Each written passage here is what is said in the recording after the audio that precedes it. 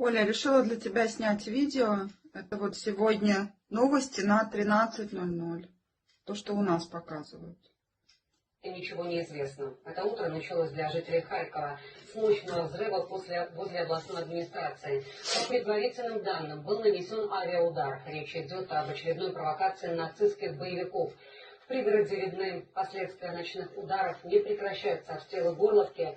С 7 утра, по данным местных властей, ранено 16 человек. В свою очередь, местные жители просят покинуть украинских солдат свои города.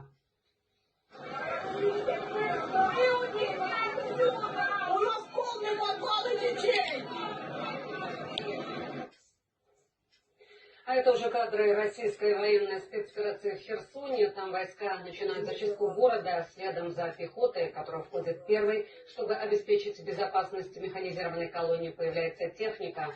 Украинские власти просят Запад увеличить поставки оружия, противотанковых ракет и переносных зенитно-ракетных комплексов. Спецоперация только уже информационно разворачивается в интернете, в сети все сложнее отделить правду от фейков. Точечная информационная атака направлена на разжигание вражды. На этих кадрах, благодаря нехитрой манипуляции, свою технику Украина превращает во вражескую. Как оказалось, эти видеоролики были опубликованы еще в 2014-м. С каждым днем все больше украинских военных не хочет принимать участие в убийстве мирных жителей и предпочитает сложить оружие. Военным ВСУ, которые отказались воевать, показали аллею ангелов в Донецке. Это мемориал, установленный в память о детях, погибших за 8 лет нескончаемых обстрелов и бомбежек Донбасса.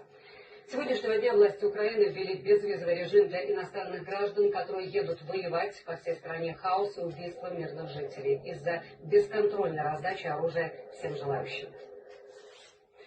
Свобода слова по-европейски.